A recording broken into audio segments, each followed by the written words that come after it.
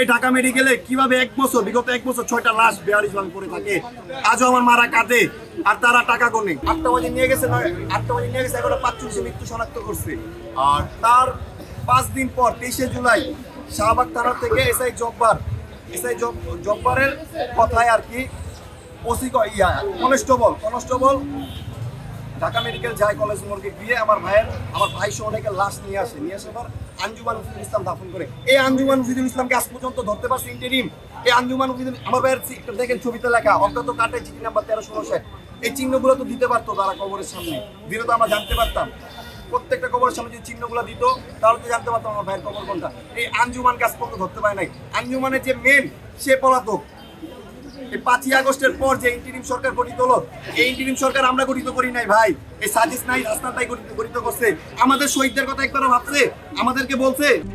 RICL TMX, যুগের পর যুগ স্থাপনা থাকে মজবুত। ডাক্তার মোহাম্মদ ইউনূস স্যারকে বসাবে, আমাদেরকে বলে নাই। তারা যে এই কাজগুলো করছে ঠিক আছে, এই ইন্টারিম সরকারের হওয়ার কথা ছিল বিপ্লবী সরকার। তারা কি হয়েছে ভাই? তারা হয়ে গেছে গাদ্দারি সরকার।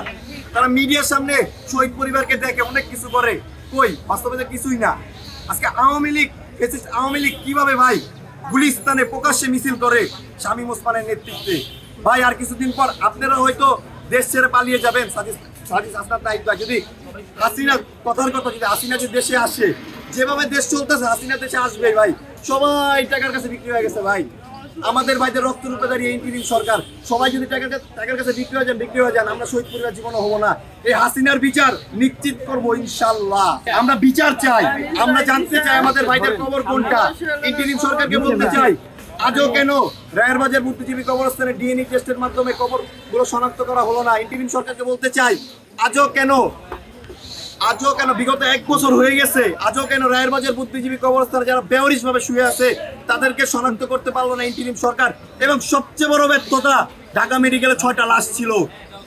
এই ইন্টারিম সরকারের উপদেষ্টারা বলেছে যে তাদেরকে আমরা দাফন করবো। এই কিছুদিন আগে দাফন করছে এবং বলছিল সরাসরি মিডিয়ার সামনে বলছিল তাদেরকে রাষ্ট্রীয় জানাজা করে দাফন করা হবে, কিন্তু তাদেরকে গোপনভাবে দাফন করা হয়েছে, তাদেরকে বেওয়ারিশ ভাবে দাফন করা হয়েছে। এই ঢাকা মেডিকেলে কিভাবে বিগত এক বছর 6টা লাশ বেয়ারিশ ভাবে পড়ে থাকে। আজও আমার মারা কাঁদে আর তারা টাকা গোনে। এই ইন্টারিম সরকারকে স্পষ্টভাবে বলতে চাই, যত দ্রুত সম্ভব রায়ের বাজার বুদ্ধিজীবী কবরস্থানে যারা বেওয়ারিশ ভাবে শুয়ে আছে তাদের প্রত্যেককে ডিএনএ টেস্টের মাধ্যমে শনাক্ত করে তাদের ফ্যামিলিকে কবরের শেষ আশ্রয়স্থলের জায়গাটা বুঝিয়ে দিতে হবে। এই ইন্টারিম সরকারকে বলতে চাই, আমাদের বাইরে যে হত্যাকারীরা তারা কিভাবে জামিনে বের হয়। আসিফ নজরুল, আপনি বলেন, কি বলবো আপনাকে, বলেন আপনি কিভাবে ইমাম হাসান তাইম যাকে প্রকাশ্যে গুলি করা হয়েছে যাত্রাবাড়ি কাজলা, এক বন্ধু টেনে নিয়ে যাচ্ছে আর পুলিশ গুলি করছে। যে পুলিশটা সবার আগে পায়ে গুলি করছে এসআই সাজ্জাদ, সে 1.5 মাস আগে জামিন পেয়ে বের হয়ে গেছে। কিন্তু ইমাম হাসান তাইমের যে ভাই সে ভাই জানে না, বাদী যে ভাই সে ভাই জানে না, আয়ু জানে না। তাহলে এরা জামিন কিভাবে পায় বলেন? তারা জামিন পেয়ে ইন্ডিয়া মানে বাইরে চলে গেছে আর 1.5 মাস পর আমরা জানি যে তারা জামিনে বের হয়ে গেছে।